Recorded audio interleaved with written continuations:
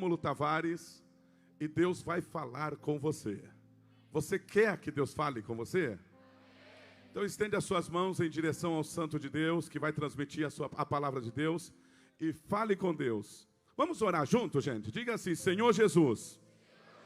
Pode ser melhor? Senhor Jesus, neste momento, vamos ouvir a tua voz.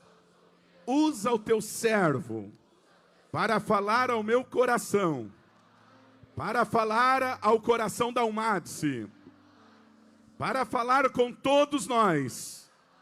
E nós vamos reagir à tua palavra, tributando glórias e louvores a ti. Fala, Senhor, que nós ouviremos. Em nome de Jesus, assim oramos. Amém. Meus irmãos, eu quero saudá-los com a paz do Senhor Jesus. Você pode se assentar, por gentileza. Quero louvar a Deus pelo privilégio de poder estar aqui para ministrar a palavra do Senhor. Agradecendo a vida do pastor Gabi, também pastor Natanael. Muito obrigado, pastor Natanael, pela gentileza do convite. A toda a coordenação, liderança da Almadice, que honra poder ministrar a palavra. Sem delongas, queridos, eu quero convidá-los para a primeira carta de Paulo ao jovem Timóteo, capítulo de número 4, a primeira epístola do apóstolo Paulo ao jovem pastor Timóteo, capítulo de número 4, e a leitura se fará a partir do versículo de número 6. Primeira epístola de Paulo a Timóteo, capítulo 4, e o versículo de número 6. Você que possui o texto sagrado, abra sua Bíblia, acesse-a, se alimente da palavra e permaneça com as escrituras abertas durante toda a ministração, para que possamos nos alimentar da palavra de Deus. Diz assim o texto de Paulo: expondo estas coisas aos irmãos, você será um bom ministro, um bom servo de Cristo Jesus, alimentado com as palavras da fé e da boa doutrina que você tem seguido. Rejeite as fábulas profanas, as envelhecidas, caducas, e exercite-se pessoalmente na piedade. Paulo foi chamado pelo próprio Senhor Jesus para carregar uma mensagem. Deveria levar a boa nova do Evangelho, a mensagem de salvação. E nas suas viagens ele pregava, ensinava, formava líderes, plantava igrejas, e ele vai montando uma equipe para o exercício do ministério. E na sua segunda viagem, quando chega em Listra, ele ouve falar de um jovem, da sua tremenda devoção por Jesus, do exemplo da sua vida, o quanto era comprometido com o Evangelho. Filho de uma mãe crente, Eunice, um pai grego, enquanto sua mãe era judia, um pai pagão. Com a influência da sua mãe, da sua avó, ele foi ensinado desde pequeno nas Escrituras. Ele foi formado a partir do ensinamento da palavra de Deus, e a sua vida, seu jeito de viver, era testemunhado pelos líderes, pela igreja. E Paulo ouve isso e chama o jovem Timóteo para fazer parte da sua equipe missionária. Ele foi tão importante, tão amigo, que Paulo chama ele de seu filho na fé, filho amado. Das 13 epístolas paulinas que temos no Novo Testamento, em 8 destas, Paulo fala e testemunha a respeito de Timóteo. Um jovem como eu e você, chamado, vocacionado, e que o apóstolo Paulo entendeu que ele deveria ir em várias cidades para pregar o Evangelho, defender a sã doutrina e ser um exemplo para formar uma outra geração. E no meio dessas viagens, muito tempo depois, Paulo o coloca para liderar, ensinar e pastorear na maior cidade de toda a Ásia Menor, a grande cidade de Éfeso. Havia um desafio enorme. A cultura pagã grega, helenística, judeus hebreístas, isso é, aqueles que eram tão legalistas que queriam viver na lei de Moisés, dentro da igreja. E o pior e principal que você precisa entender e guardar nesta madrugada: líderes, falsos mestres, professores da lei, mas que a vida deles não combinava com o ensino. Homens que falavam de Deus, tinham grande influência no meio dos efésios, mas o ensino deles era perigoso, porque não estava de acordo com o ensino de Jesus, com a doutrina dos apóstolos. Esses líderes entraram na igreja de Éfeso e eles deturparam o ensinamento bíblico. Mas Paulo vai dizer nessa primeira epístola que eles articulavam bem as palavras, tinham boa oratória, eram homens influentes, reconhecidos, tinham sua mente preparada e suas palavras escolhidas. Eram homens eloquentes, mas o seu ensino e a vida deles não estava de acordo com o ensino e a vida de Jesus. O problema era que a igreja começou a dar ouvido a esses ensinos desses falsos professores da lei. E aí Paulo diz para Timóteo: você precisa confrontar o falso ensino, você precisa ensinar a verdadeira doutrina, e você precisa viver o evangelho que para você foi pregado. E ele começa nesta carta trabalhando de uma forma muito interessante. Essa carta é estruturada, escute isso, ela tem uma comissão de abertura e de encerramento, e além dessas comissões, elas cercam duas grandes sessões centrais, e no final, essas comissões e sessões estão interligadas e se concluem em 3 poemas, 3 hinos de louvores que exaltam a Jesus o ressuscitado, o Rei do Universo. E no meio dessas comissões, dessa sessão da carta, Paulo começa primeiro convocando Timóteo a enfrentar os falsos líderes e o falso ensino. Sabe o que ele diz? Eles estão obcecados no ensino da lei, da Torá, na lei de Moisés. E eles promovem discussões. Eles vão lá em Gênesis e falam dos primeiros ensinos, das genealogias. Eles falam de fábulas. Eles não têm raiz profunda no ensino.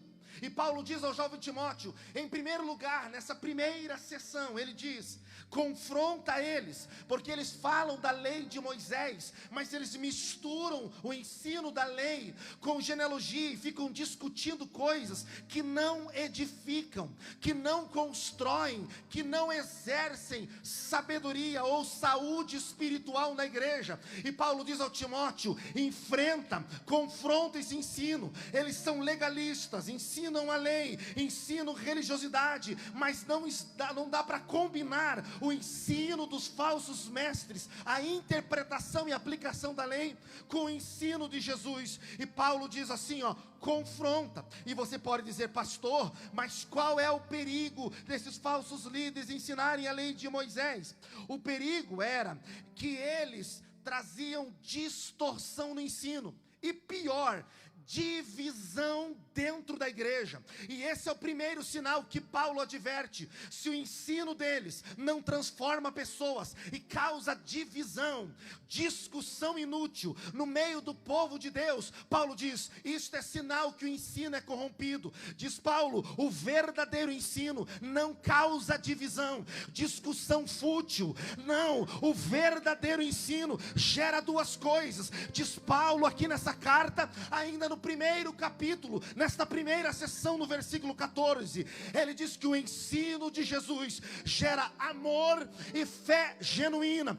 Todo ensinamento que causa divisão no povo de Deus, diz Paulo, deve ser rejeitado. A saúde do ensino gera unidade, comprometimento, mesmo sentimento, a mesma mente. Paulo diz, confronta o ensino da lei dos falsos líderes, não combina com Jesus. O ensino da sã doutrina gera saúde espiritual, relacionamentos saudáveis, unidade no corpo de Cristo. Cuidado, igreja, com ensinos que causam brigas, divisões e discussões intermináveis, diz Paulo, teológicas, que só geram engrandecimento em quem fala e disputa entre nós. O verdadeiro ensino gera edificação espiritual. A palavra constrói, a palavra levanta, a palavra estrutura, a palavra fortalece. Não precisamos de homens eloquentes e influentes que tragam ensino com divisão.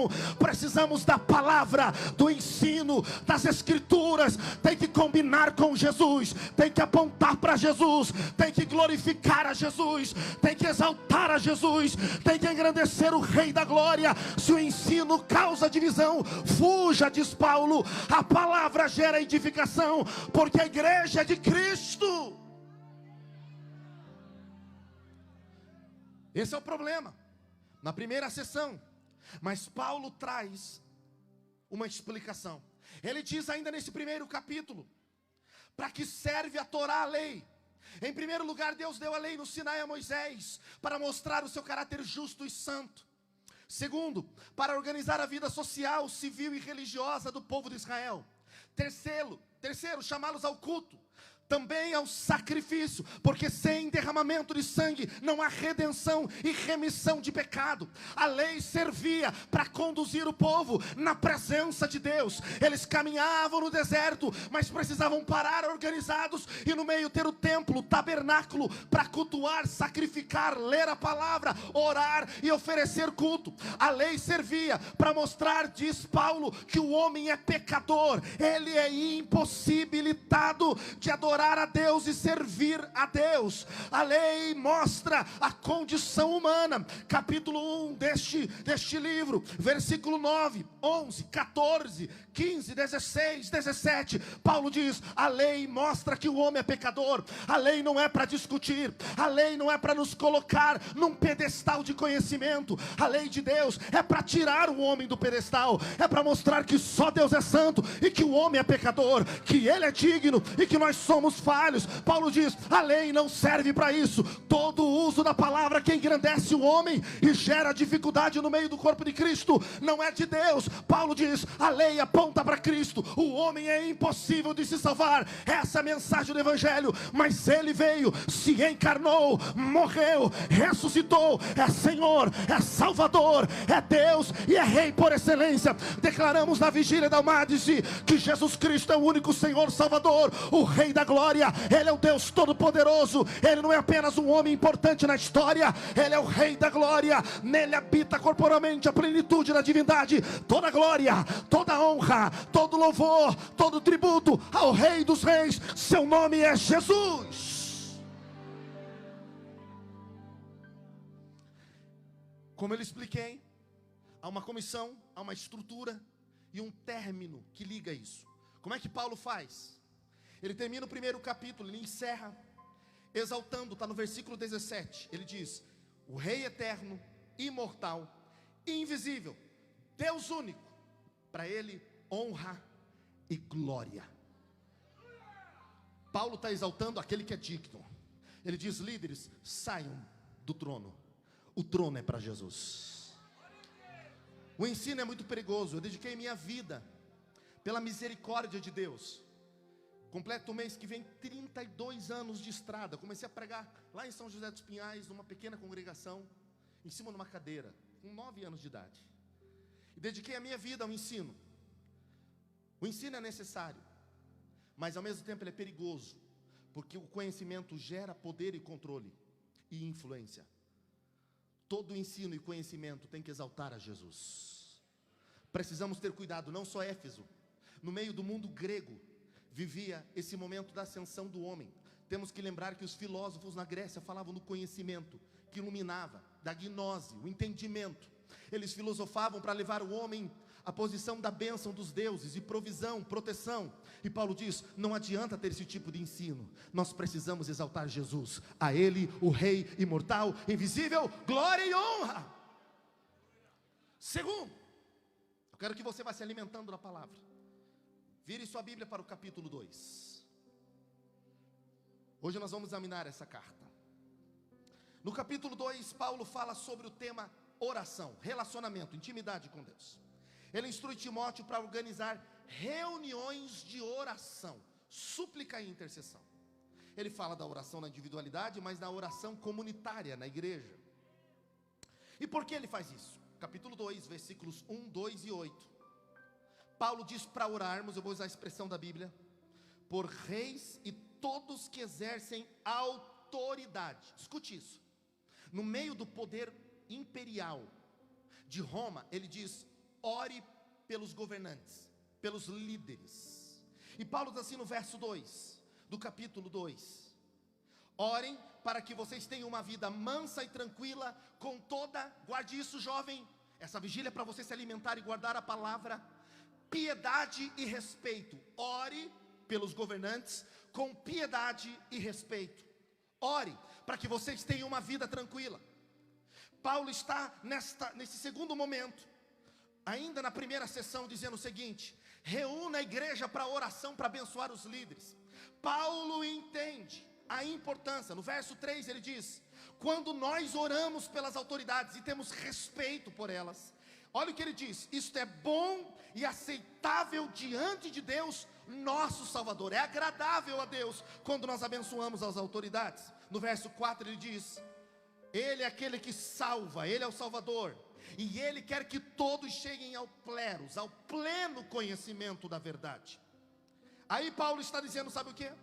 Que se eles orassem e vivessem uma vida pacífica, se eles abençoassem a autoridade, a paz, escute isso, princípio, criaria um espaço com liberdade para eles orarem em todos os lugares. Ele diz, levantando as mãos sem ira e sem contenda, e para pregarem a mensagem da paz, do shalom, do acordo, que é o evangelho. Sabe o que o Paulo está dizendo? Quando vocês oram pelas autoridades e as respeitam, a paz vem e vocês podem anunciar o evangelho. Em outras palavras, quando vocês intercedem, vocês abençoam a nação, vocês abençoam sua cidade, onde você mora. Paulo está dizendo para a igreja, através de Timóteo, ensina eles a se reunirem para orar, e quando orar, ter súplica, oração, intercessão, mas orar pelas autoridades. Ouça-me, estamos vivendo dias difíceis na nação brasileira, vivemos dias de guerra, polarização, briga política e ideológica, e infelizmente a igreja na nação brasileira entrou nisso, e muitos irmãos não têm outro tema a não ser usar as mídias sociais, conversas e relacionamentos familiares, profissionais, até na igreja, para falar sobre disputa política. A igreja não tem uma mensagem da terra, porque nós não temos um governante sobre nós, nós temos o Rei dos Reis, o Senhor dos Senhores, e o trono jamais estará vazio. Orar por autoridade, ter respeito, é nosso dever, para que tenhamos uma vida mansa e tranquila. Não cabe a nós mudar todas as coisas, mas cabe a nós mudar a nossa atitude para ser instrumento de transformação da sociedade. Queridos, o evangelho não é uma ideologia, o evangelho é uma mensagem de salvação sobre uma pessoa chamada Jesus. Então a igreja, ela tem que vigiar. Nós não temos que ter discurso de projeto de poder, nós temos que ter a mensagem sobre o reino de Deus. Ele disse, vão dizer, ei-lo aqui, ei-lo ali, mas o meu reino vem de cima. Igreja, nós precisamos nos arrepender, porque trouxemos para o altar uma mensagem ideológica e política. A mensagem da igreja não é desta terra, a mensagem da igreja é sobre o reino de Deus, é sobre o reino dos céus, é sobre o Rei da glória. Oremos pelas autoridades. Deus quer nos usar nesta geração. Paulo está dizendo para Timóteo, jovem pastor, seja sábio, crie um ambiente na igreja que compartilhe com os líderes, ensine a igreja a ser estratégica, porque se eles abençoam, eles vão ter espaço para pregar. Igreja, seja sábia. Pare de conduzir-se a partir das suas escolhas e comece a copiar o ensino do apóstolo Paulo para o jovem Timóteo. Ele ainda fala uma coisa importante: os homens deveriam orar, mas eles deveriam orar diferente dos grandes líderes que ensinavam a Torá com bastante raiva, animosidade. Ele diz no verso 8: ore sem ira e sem contenda. Os irmãos, por enquanto, estão se alimentando da palavra, amém? Continua. Paulo ainda tem um ensino para a igreja. Irmãos, este ensino de Paulo é um ensino muito forte. Ouça-me. Paulo está falando para a igreja cuidar, orar, abençoar. Está ensinando a igreja que a igreja deve se conduzir com sabedoria. Mas tem um outro problema, sabe qual? O ensino dos falsos líderes prejudicava, mas o exemplo deles era pior. Era pior. Paulo vai no capítulo 2, escute, confrontar mulheres ricas que faziam do culto o ambiente da exposição da moda. Se você ler cuidadosamente o capítulo 2, essas mulheres ricas se vestiam de tal forma que as mulheres pobres na igreja sentiam-se envergonhadas. E pior, se vestiam para demonstrar poder, influência e sensualidade. E Paulo diz: exorta a Timóteo, as mulheres, que elas não devem se preocupar tanto com a aparência e ficar preocupadas em serem sensuais. Paulo diz: não, a igreja não é o lugar para nós passearmos e demonstrarmos a última moda. E ele diz: confronte essas mulheres ricas. Elas estão fazendo algumas coisas, está lá no versículo 9, elas são sensuais, elas trazem pecado e elas levam fofoca. E Paulo diz: não pode ter isso na igreja. Diga e ensine que foi lá em Adão e Eva, em Gênesis, que o diabo veio pela serpente e enganou a mulher. E diz ele, Paulo diz a Timóteo: as mulheres têm um papel extraordinário. É só você lembrar das mulheres que ensinavam no ministério de Paulo. Lembra de Febe, Júnia, Priscila. Paulo não está dizendo que elas não podem. O que Paulo está dizendo é que essas mulheres ricas e poderosas desvalorizavam as pobres e ainda queriam usurpar posição de liderança. Paulo disse: quem quer usurpar liderança e ainda está preso parecer mais do que ser, não tem autoridade para ensinar. Ele disse: não deixa essas mulheres ensinarem, não deixa. Pelo contrário, Timóteo, você é jovem, mas ensina as mulheres que elas precisam ter algumas coisas. Versículo 15: fé, amor, santificação e bom senso. Porque se essas mulheres, diz Paulo, aprenderem, sabe o que vai acontecer? Elas vão ensinar os filhos, vão ensinar os netos. Sabe o que Paulo está dizendo? Uma geração sadia vai ser gerada através destas mulheres. Diga para elas, ensine a partir de Cristo, sejam como Cristo, e seus filhos, seus netos serão transformados em homens e mulheres de Deus. Uma geração sadia vem de conceitos familiares aonde a palavra de Deus é ensinada. Se nós queremos uma geração Dalmátice, cheio do Espírito, a palavra precisa entrar dentro de nossas casas. Irmãs, vocês têm um papel. O inimigo trabalha na sociedade para tirar o papel feminino e tentar desqualificar você. Eles dizem: se você cuida do filho, do neto, da casa, você perde o seu valor, você se desqualifica. Mas Paulo está dizendo: não, quando você cuida da casa, dos filhos e dos netos, você está cumprindo um papel, o seu chamado, e está criando uma geração saudável. Irmãs, Paulo está dizendo: vocês são instrumentos de Deus, começando dentro da casa de vocês. Vocês precisam formar uma geração cheia de Jesus. Agora Paulo está terminando o capítulo de número 2, e isso é extraordinário. Ele termina falando sobre um problema. Timóteo deveria chamar os pais, os maridos, para que eles fossem anciãos, bispos, administradores, que tivessem um caráter exemplar. Ouça-me, quando Paulo fala do papel das mulheres, da formação de uma geração, Paulo começa a falar de líder. Por quê? Porque não adianta ter lares sadios se não tivermos líderes sadios. Não adianta formarmos uma geração se não formos liderados por pessoas saudáveis espiritualmente. Paulo diz: precisa ter homens de caráter santo, correto, íntegro.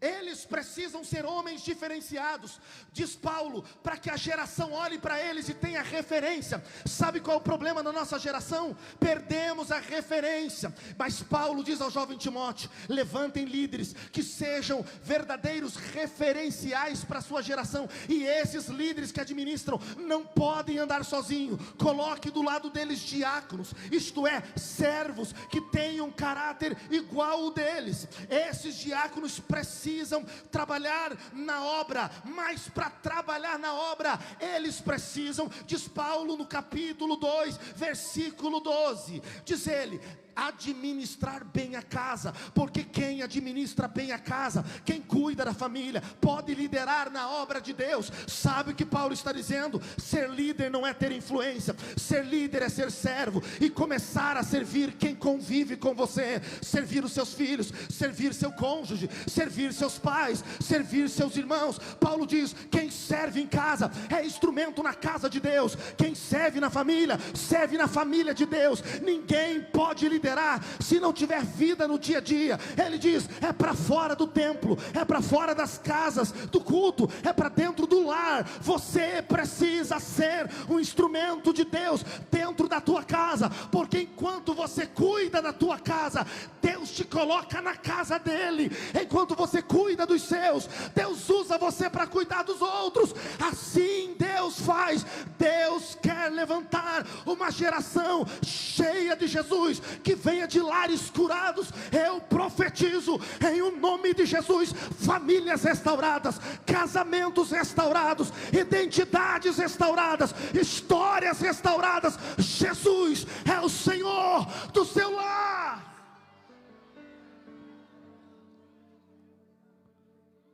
Deus quer curar família para formar líderes que cuidem da igreja. Eu preciso insistir nesse ponto, porque a maior luta do diabo é contra a família. Só é possível termos líderes eficientes do reino de Deus se tivermos famílias reestruturadas.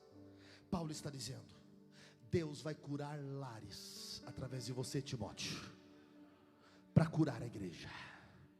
Igreja sadia é família restaurada. Não adianta, jovens, queremos ganhar o mundo se não servirmos onde estamos. Ouça-me, Deus vai restaurar as bases. Você está pensando no ir quando Deus está te ensinando o indo. Você está pensando no fazer quando Deus está restaurando o teu ser. O que Paulo está dizendo para Timóteo é: precisa ser curada a identidade desse povo. O falso ensino corrompeu elas. Elas acham que o que importa é seguir a lei e não importa como vive. Ele diz: não, o verdadeiro ensino muda a vida, muda a prática, muda relacionamento, e começa dentro de casa, e vai para a igreja, e vai para a sociedade. Deus quer restaurar uma geração em nossa nação, restaurando lares em o nome do Senhor Jesus. Permita que o Espírito, pela palavra, vá curando você. Você pode não ser perfeito diante da lei, mas você pode ser um diácono onde você está. Você pode não ter todo o conhecimento, toda a influência, talvez não more na casa que deseja, não tenha o carro que almeja, não tenha a posição que quer, não saiba falar tão bem, talvez seja uma voz não tão influente, tão bela, ou não seja um grande instrumentista, mas o que importa é ser diácono, é ser servo, é ser instrumento, é ser como Jesus. Jesus não veio para ser servido, Jesus veio para servir e dar sua vida em resgate de muitos. No meio de uma geração helenística, aonde o ego estava no centro, Paulo diz: sirva, porque cada vez que você serve, Jesus é glorificado, Jesus é honrado, Jesus assume o trono, Jesus é exaltado. Quer que Deus seja glorificado, então sirva, porque quando você serve, Deus é honrado por sua vida.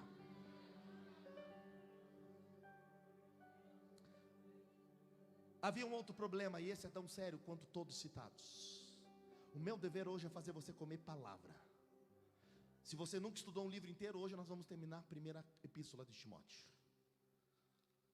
Havia um outro problema e eu quero destacá-lo aqui. Sabe qual? Escute isso.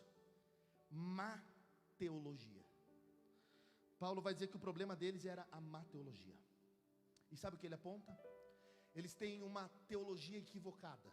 E por isso eles são religiosos. Eles só querem a lei, porque a lei resolve aqui fora. E o religioso gosta de parecer religioso. O problema é falsa doutrina. No capítulo de número 3 que entramos agora, pode virar a página da sua Bíblia, nós estamos indo capítulo por capítulo. O problema é que esses líderes, que Paulo diz, precisavam ter no versículo de número 15, uma outra atitude. Eles precisavam aprender com Timóteo como se deve proceder na casa de Deus. Como assim, pastor? Eu vou repetir. Paulo diz a Timóteo: você deve saber como proceder na casa de Deus. Depois que ele fala de levantar grandes presbíteros e diáconos, das qualidades deles e de saber administrar a casa, ele diz: aprenda como se procede na casa de Deus. Ouça-me. Estamos falando de lares, líderes, boa doutrina, mas a boa doutrina fala por uma mudança de vida. A boa teologia não é a que tem informação, é a que transforma a existência do homem. O ensino das escrituras muda a conduta, porque evangelho não é um conceito filosófico, evangelho é uma mensagem transformadora.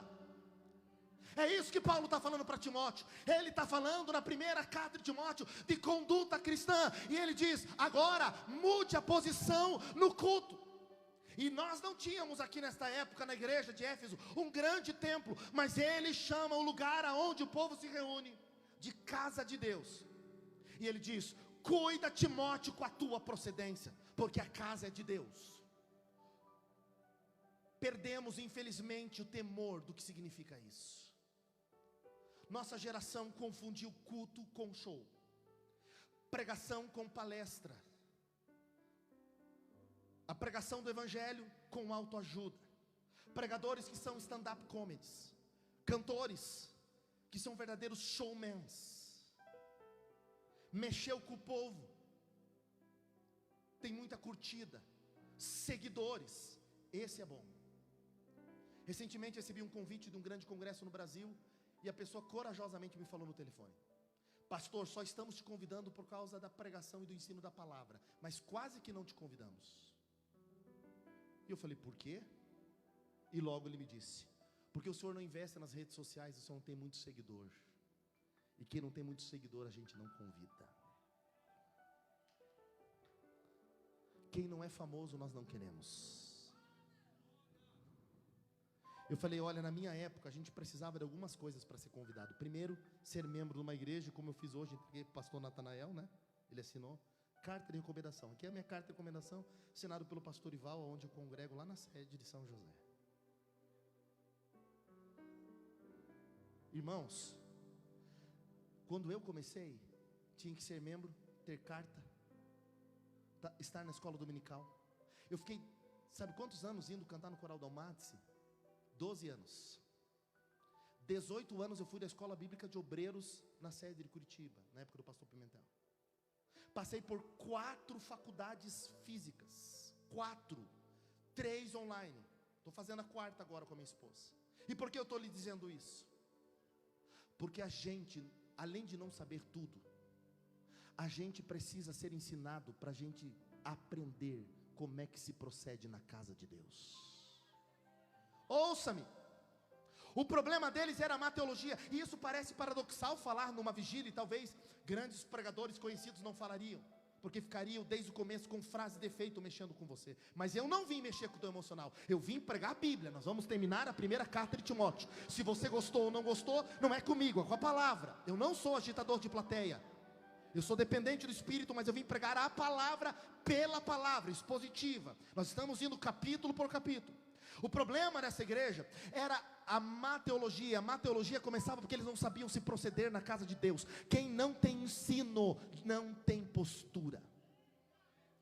Sabe qual é o problema? Ensinamos uma geração que eles precisam apenas de impacto emocional para ter poder de Deus. O poder de Deus pode te impactar, mas primeiro ele te transforma.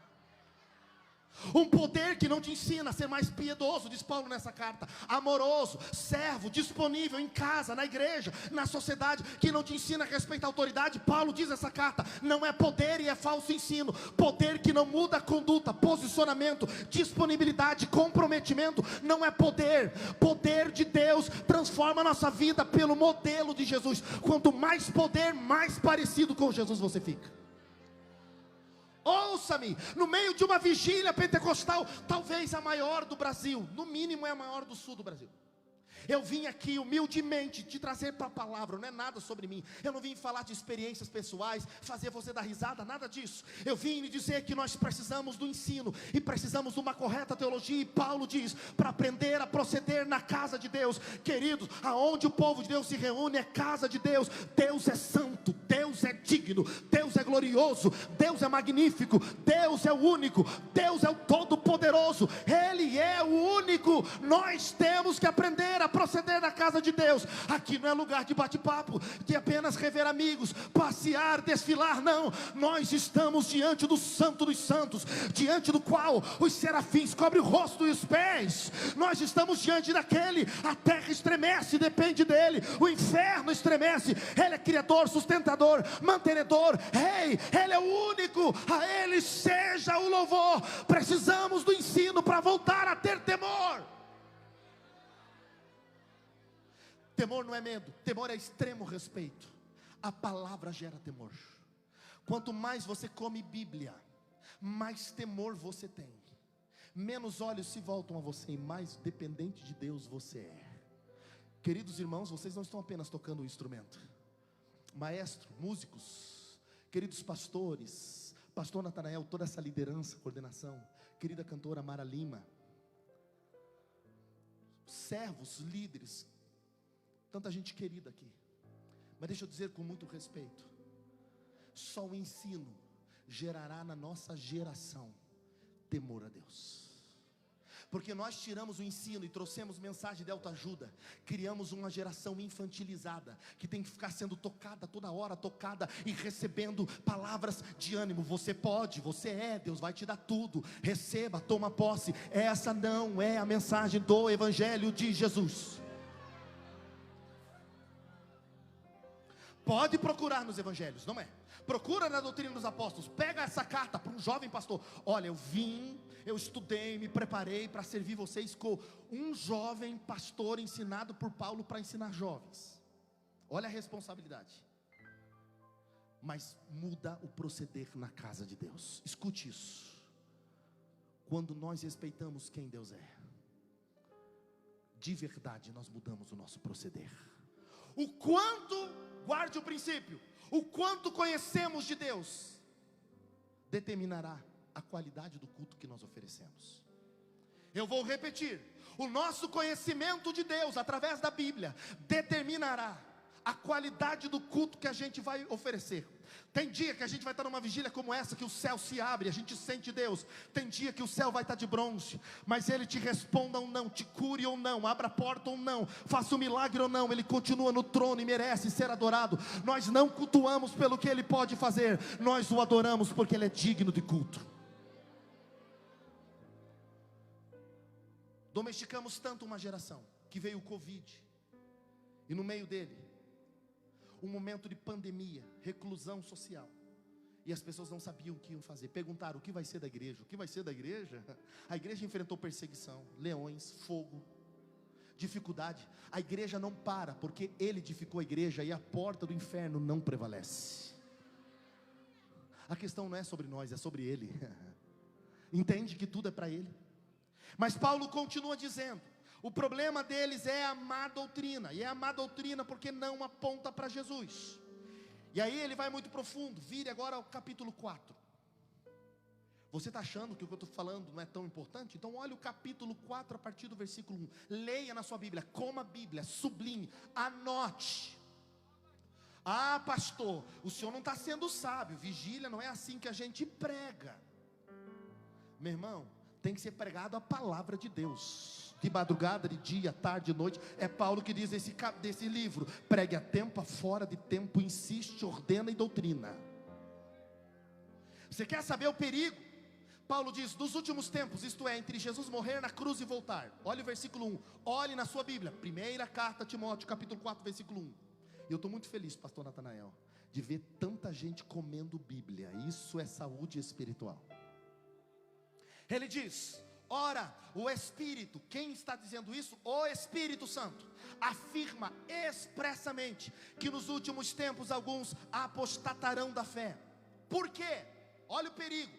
Apostatar é voltar-se contra, conscientemente, é voltar-se contra a verdade, contra o ensino, contra a palavra, sabendo que você está indo contrário. E ele diz: vão fazer isso, por quê? Porque obedecerão a espíritos enganadores e ensino de demônio. Esse ensino, usando a lei, trazendo religiosidade, ele chama de ensino de demônio. E ele continua. Sabe como que é os líderes? O conteúdo está equivocado, mas a atitude também. Olha o verso 2. Pela hipocrisia de homens que falam mentiras, a consciência está cauterizada, eles são insensíveis. Sabe o que eles estavam fazendo na igreja? Deixando o pensamento platônico entrar. Olha o verso 3.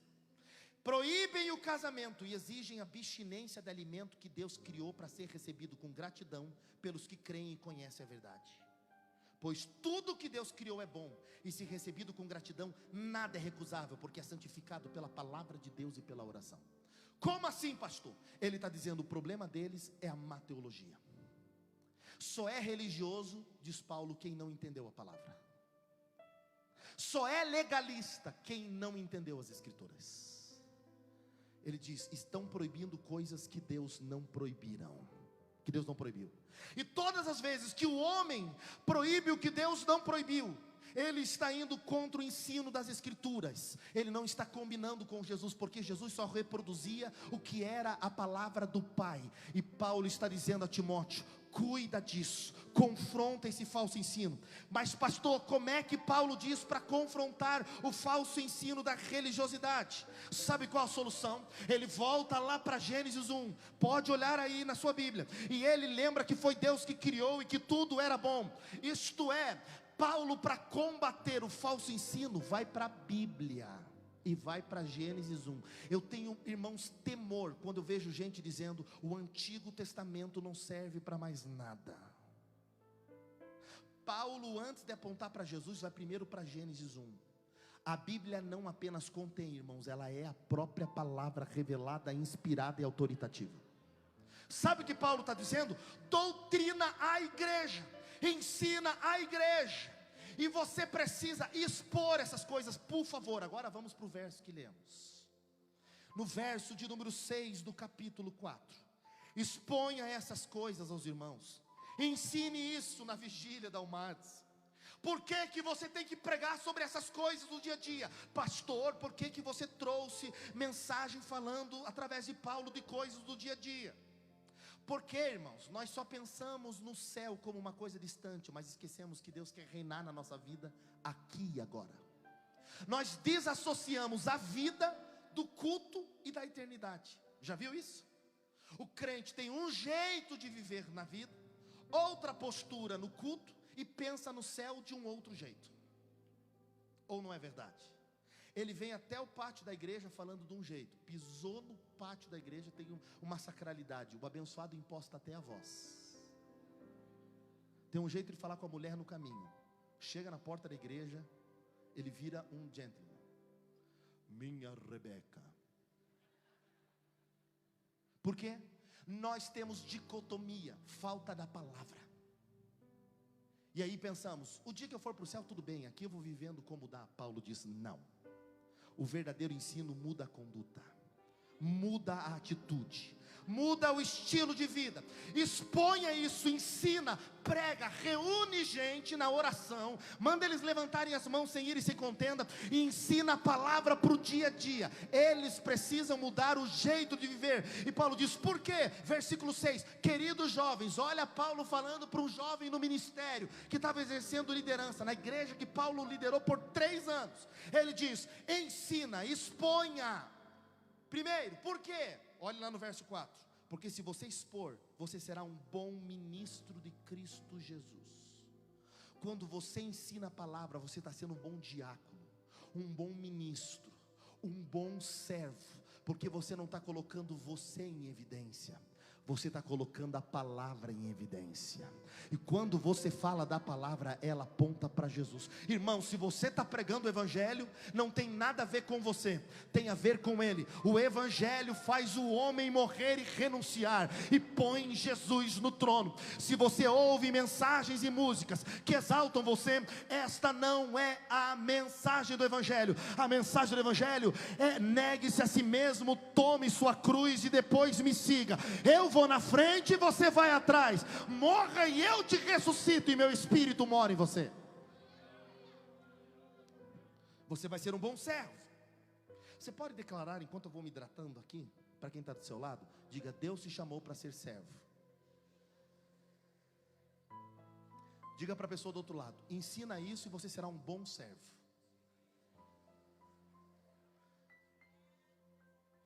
Está entendendo que Paulo está dizendo assim, ó: cuida com o que você ensina. Pastores, líderes, olha que seriedade. Ele diz: cuida com o que você ensina, porque assim você vai ser um bom servo. Nós já começamos a caminhar aqui pensando já na conclusão daqui a pouco, mas pensando que nós somos responsáveis pelo que ensinamos, porque somos responsáveis por quem está ao nosso redor. Paulo diz: quando você expõe, você é um bom servo de Jesus. Dá uma olhada de novo para uma pessoa do seu lado, do outro lado, ao seu redor. Se não tiver olhada para o lado, não é vigília assembleiana, não é verdade? Então vamos seguir o protocolo. Dá uma examinada. Você é responsável por todo mundo aí. Você é responsável pelo que você fala e ensina. Jovens, eu vou repetir: jovens, vocês são responsáveis pelo que publicam nas mídias sociais.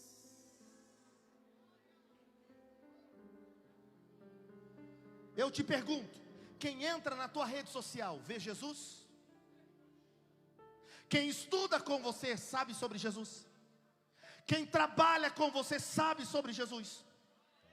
Quem está no Uber com você sabe sobre Jesus? Quem está na condução, no meio de transporte com você, sabe quem é Jesus? Teus pais sabem quem é Jesus, seu irmão, seus vizinhos. Diz Paulo: na hora que você viver isso, ensinar isso, você é um bom ministro de Cristo. Segundo, ele diz: quando você expõe, você está alimentado com as palavras da fé e da boa doutrina que você tem seguido. Sabe o que está dizendo? Enquanto você ensina, você é responsável pelo outro, mas enquanto você ensina, você está se alimentando espiritualmente.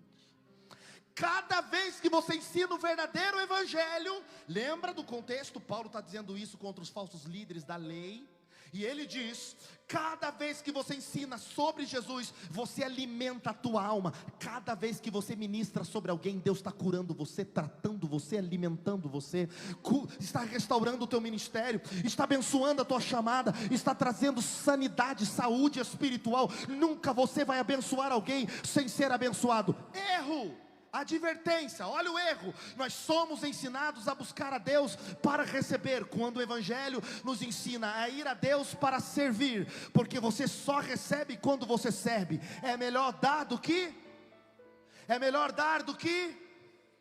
esquece de receber. Diga: Deus, hoje na vigília da Almates eu vou dizer: eis-me aqui, o que o Senhor quer fazer comigo nesta geração, o que o Senhor quer fazer através de mim quando eu sair da vigília e voltar para o meu dia a dia, voltar para o trabalho, para a faculdade, para o colégio, para a escola, para as ruas. O que o Senhor quer fazer de mim. Paulo diz a você, jovem, ao jovem Timóteo: seja um bom ministro de Cristo. Você é mais do que um jovem, você é ministro, você é ferramenta, você é instrumento, você é canal. você é representante, você é embaixador, você é um Cristo na terra, você está cheio dele, você aponta dele, você vai em nome dele, na autoridade, no poder, na soberania. Aonde você está, ele vai através de você, ele toca através de você. Você é corpo dele e ele é cabeça. O Espírito dele está dentro de você. Você foi chamado, separado, vocacionado, eleito para ir e dar frutos, e frutos que permaneçam.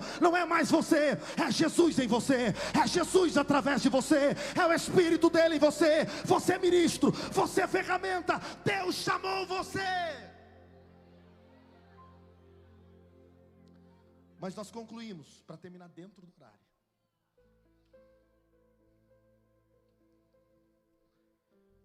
Paulo diz assim, versículo 7, olhe na sua Bíblia, coma, anote, sublinhe, não esqueça dessa mensagem. Rejeite fábula profana, caducas, interpretações erradas. Cuidado com o ensino que não edifica.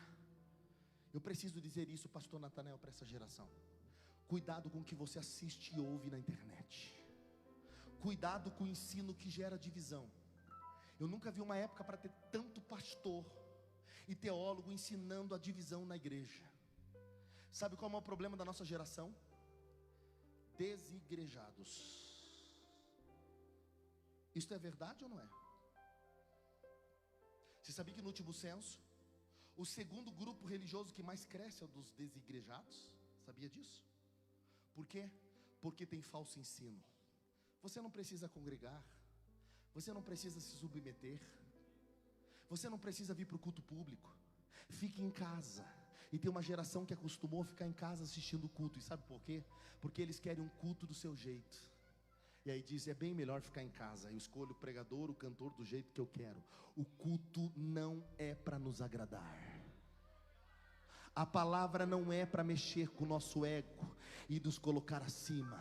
A palavra é para nos confrontar, e culto é lugar de morrer. Paulo diz que o culto racional é quando você se oferece como sacrifício vivo, santo e agradável a Deus. Tem que ser agradável a Deus. Culto não é para a gente avaliar, culto é para a glória de Deus. Ouça-me, geração de jovens da Almaty, nessa vigília. O Espírito Santo usa Paulo para dizer ao jovem Timóteo a grande verdade: rejeite fábulas profanas. Igreja, jovens, humade-se, rejeite fábula profana, se não edifica, caia fora. Ele diz, exercite na piedade, verso 8, não fique valorizando só o físico. E era numa época que os homens gregos em praça pública, seminus ou totalmente nu, mostravam a força, culto ao corpo. Nossa geração está sendo escravizada pelo culto ao corpo. Estamos sendo desvalorizados ou qualificados pelo corpo. Paulo diz, em vez disso, versículo 8, olhe na sua Bíblia, pense na promessa da vida agora, mas naquela que há de vir. Sabe o que Paulo está dizendo? Em vez de ficar preso ao seu corpo, lembra que ele vai acabar, mas que vai vir um novo corpo, um novo céu e uma nova terra. Exercita-te na piedade, porque nós não andamos pelo que vemos, andamos pelo que cremos, e nós sabemos que o dia virá, ele voltará e teremos um novo corpo.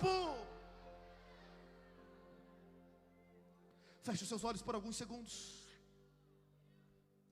Ele diz, pense na vida que virá. Então agora em oração, imagina ele voltando agora. Imagina ele te chamando pelo teu novo nome. Você consegue crer no que diz a palavra? Porque a trombeta vai soar, os mortos em Cristo vão ressuscitar, os que estiverem vivos serão com eles transformados e arrebatados.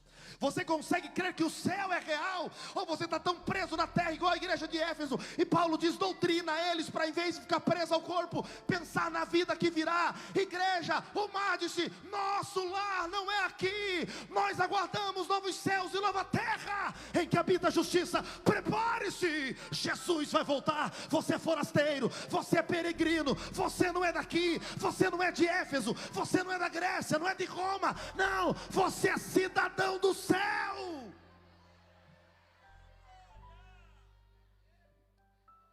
Mas aqui estão os conselhos de Paulo.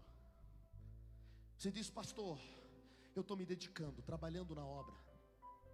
Pastores, líderes, coordenadores de tantas congregações, pastores locais que me ouvem, gente que me assiste pela TV, vai assistir essa mensagem.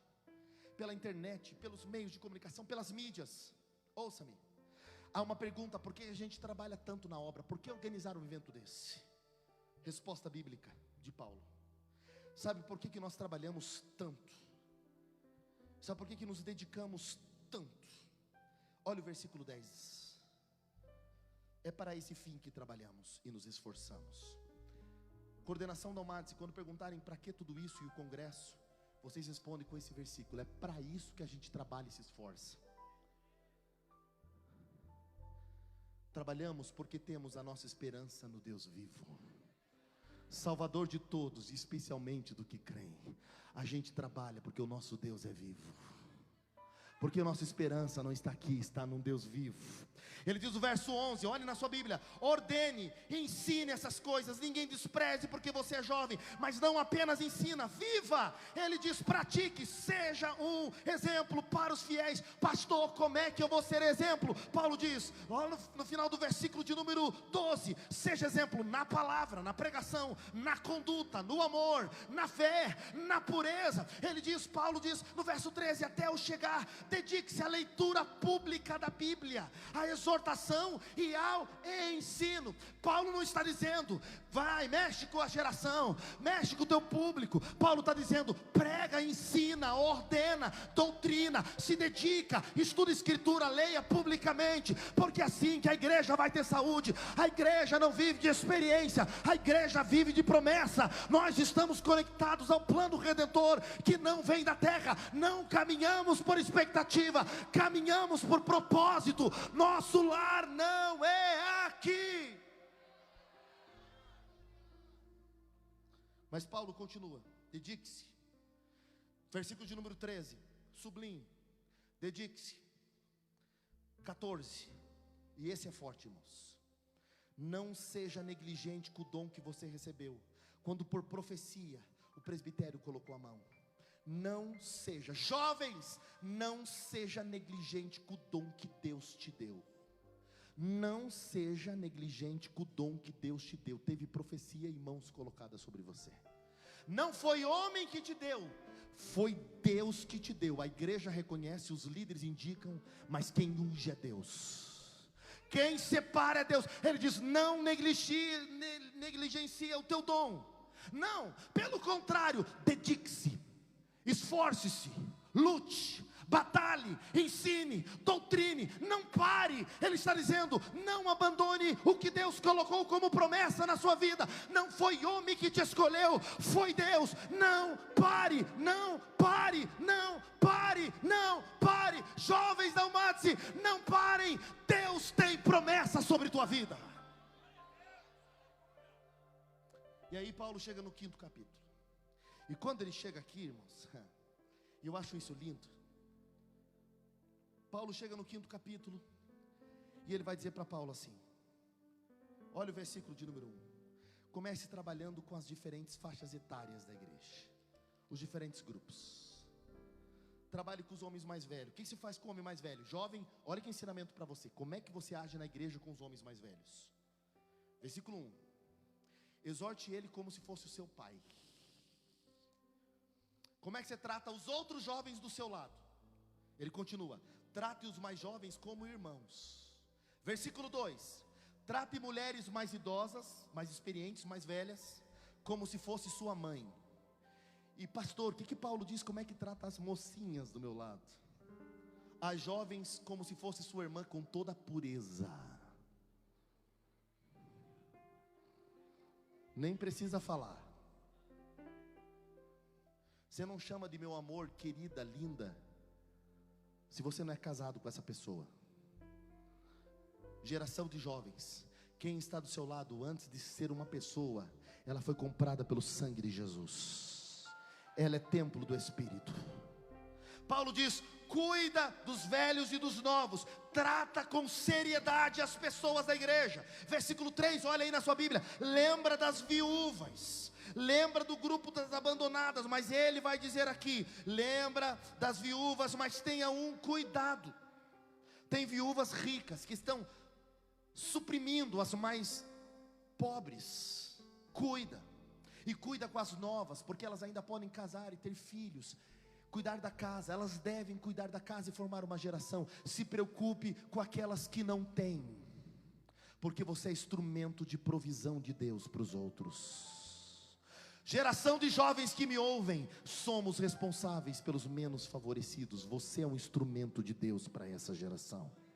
E aí Paulo agora vai chamar a atenção da igreja, no versículo 17 do capítulo 5, dos presbíteros, dos líderes.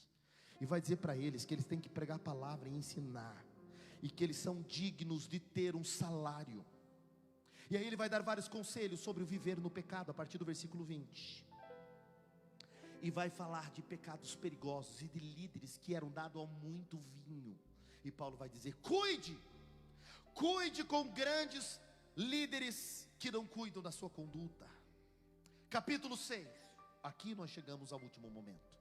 E Paulo vai falar dos senhores e servos, patrões e colaboradores. E ele vai falar sobre honra, igualdade e valorização. Agora escute-me. Paulo está falando sobre igualdade, mas eu vou passar um princípio. O tema igualdade não deve comprometer a missão e o testemunho. Pastor, por que você está falando isso? Porque o tema principal hoje ideológico no Brasil é a igualdade. Vou pegar Paulo aqui. Igualdade não pode comprometer a missão, não pode comprometer o testemunho da igreja. Eu vou repetir: igualdade não está acima da missão e do testemunho da igreja. Nem sempre teremos igualdades. Por quê? Paulo no capítulo 6 fala de trabalhadores que faziam rebelião contra o seu patrão. E ele diz: servo de Cristo não anda em rebelião. Mesmo que ele seja injustiçado, Deus é quem cuida dele. Porque se ele faz rebelião, ele dá mau testemunho na sociedade, e o evangelho não é pregado. Os ímpios olham e não veem Jesus e não crê. Ele diz: colaboradores, trabalhadores não vivem em rebelião, eles vivem em justiça, em equidade e disponibilidade para servir onde estão. Nem sempre têm o que merecem, mas sempre estão disponíveis para fazer o que pode. Eu vou repetir: nem sempre têm o que merece, mas estão disponíveis para fazer o que pode. Você não tem talvez tudo o que você queira, mas você pode servir onde você está. Ele diz: cuidado com quem anda em rebelião, porque quem anda em rebelião fere o chamado, a natureza e o testemunho da igreja. O testemunho da igreja não é ser revolucionadora social. Há uma igreja no Brasil perigosa agora, ideológica, de pastores, ensinadores e até cantores que falam contra hino, que falam contra a Bíblia, diz que tem que atualizar a Bíblia e que nós temos que só pensar na igualdade. Não tem igualdade no mundo caído. A gente luta por justiça, a gente respeita, mas a gente sabe que o mundo jaz no maligno. Como é que vai ter igualdade de seres humanos pecadores? É impossível ter igualdade no mundo de pecador. Só haverá igualdade na Nova Jerusalém, em que nós estaremos com o Senhor. Aqui na igualdade não para a natureza da igreja. A igreja age no meio da falta da igualdade. É ali que ela prega paz, amor, justiça, cura os enfermos e ajuda os caídos. A missão da igreja não é igualdade social. A missão da igreja é pregar o evangelho, salvar pecadores e apontar para Jesus. A nossa mensagem não é ideológica. E eu quero concluir dizendo: a palavra não precisa ser atualizada. É a gente que precisa ser transformado. A palavra é a palavra. Passa o céu, passa a terra, mas a palavra jamais passará. E Paulo está concluindo, e ele diz: combata as falsas doutrinas, combata o falso ensino. Mas quando você combater, versículo 11, olhe na sua Bíblia: seja um homem de Deus, fuja de tudo isso. Olha como é que eu vou concluir com os conselhos de Paulo para o Timóteo. Conselho para os jovens. Em vez de eu concluir como se fala, colocando frase para colocar você em evidência, eu quero fazer o contrário. Eu quero concluir só com a Bíblia, e ela é suficiente. Paulo diz: você, homem e mulher de Deus, jovem, não mate-se. Estamos no capítulo 6, versículo de número 11. Você fuja de tudo isso. Siga a justiça, piedade, fé, amor, perseverança, mansidão. Combata o bom combate da fé.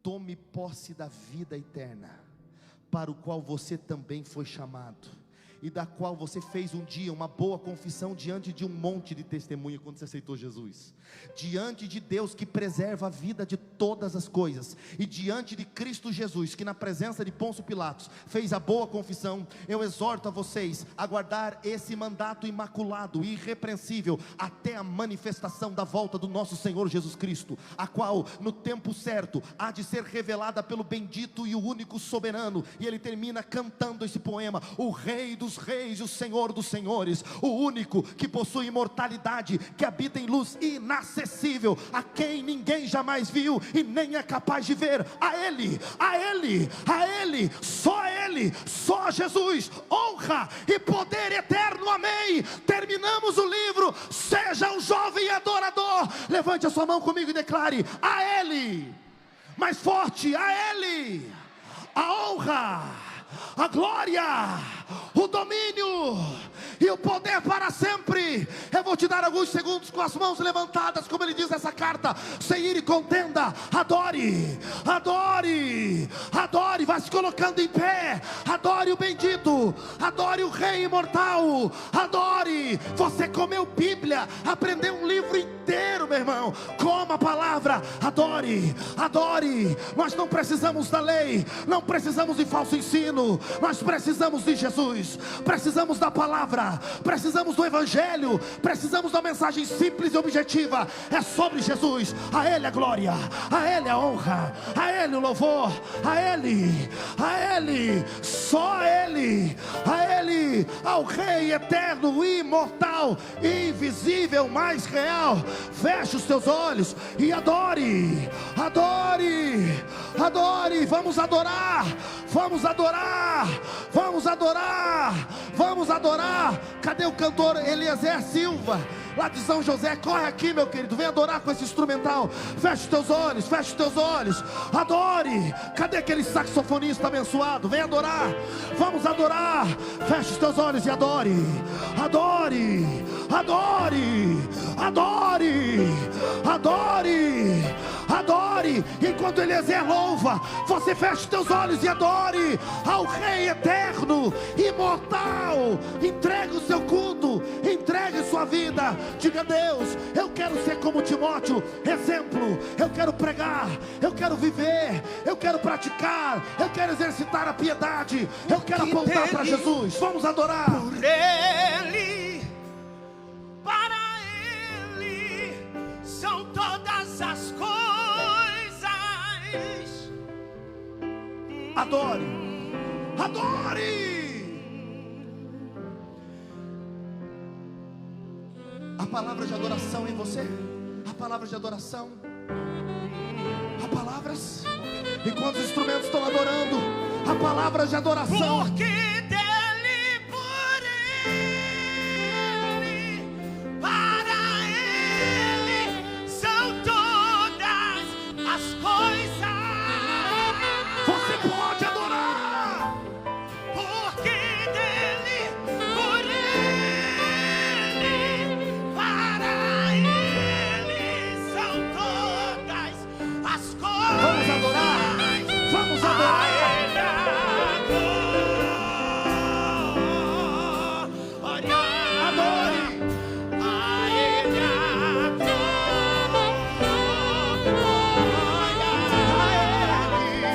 A Ele a glória. Pra sempre, amém.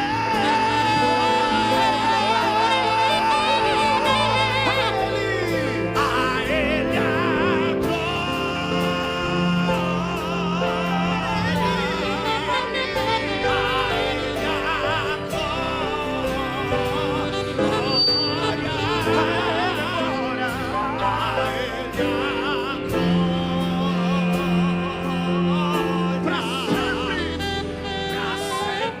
a Você pode levantar sua mão. Só a igreja adorando a Ele a glória.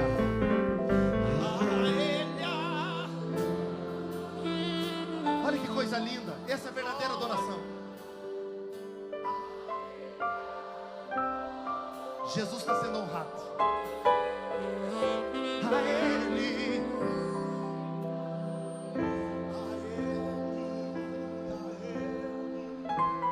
Para sempre. Segura os instrumentos, bem suave, mais uma vez só a igreja. É para Jesus agora, vai.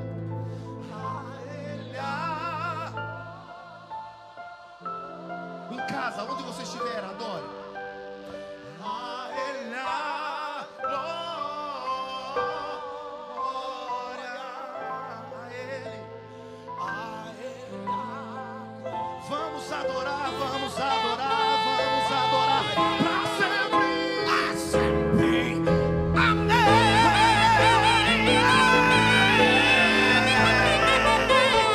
A Ele a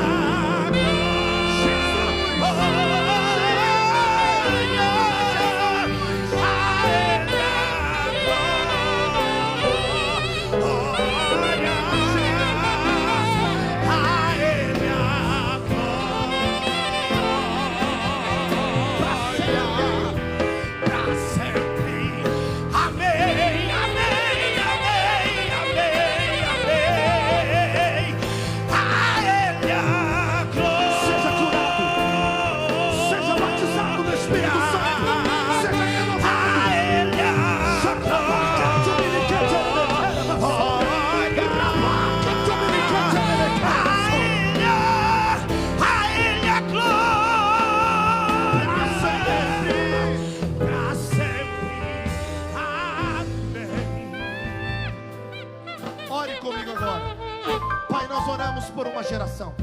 Como Timóteo foi chamado para mudar a maior cidade da Grécia do mundo, e depois na equipe eles vão para a Europa, para a Ásia Menor. Eles levam o evangelho pela primeira vez na Europa, e na Europa é plantado o protestantismo, chega até nós através do pentecostalismo, porque um jovem aprendeu a importância de pregar essa doutrina que aponta para Jesus e praticar na piedade, servindo em casa, na sociedade, abençoando liderança, porque um jovem se dispôs. Uma igreja foi transformada, a Europa chegou a ser alcançada, toda a Ásia Menor, e hoje o evangelho chegou até nós. Se um jovem, filho de um pai pagão, de uma mulher judia, mas crente, porque aprendeu a palavra pela sua avó Lloyd, sua mãe Eunice, na infância, ele foi cheio do Espírito, Deus colocou do lado de Paulo. Se um jovem chamado Timóteo recebe essa carta, recebe uma segunda carta dos últimos dias de Paulo, dizendo: continua a obra. Se um jovem mudou a história, o que Deus pode fazer através da vida desses jovens? Senhor, para aqueles que estão orando agora e dizendo: eis aqui minha vida, eis aqui minha história. Para aqueles que comeram Bíblia e estão dizendo: eu quero viver uma vida como Timóteo, sendo bom ministro, bom servo, bom diácono de Jesus. Para aqueles que estão ouvindo a palavra e estão dizendo: eu não quero viver para mim, eu quero viver para Jesus, eu quero ser como Jesus. Eu oro por esta geração agora, que quer viver como Jesus.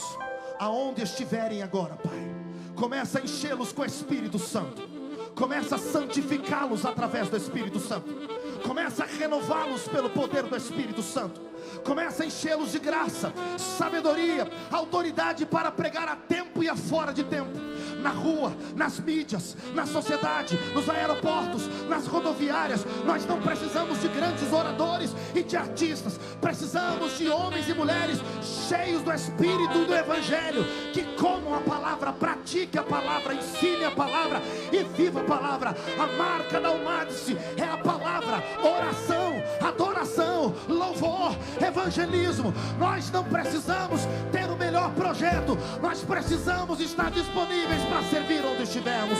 Por isso, Pai, nos rendemos a Ti e dizemos: eis-nos aqui.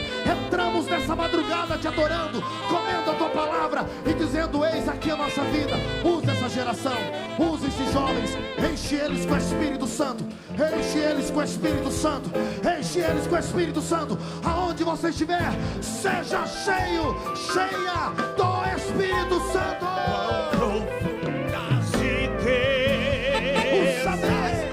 O saber e o conhecer.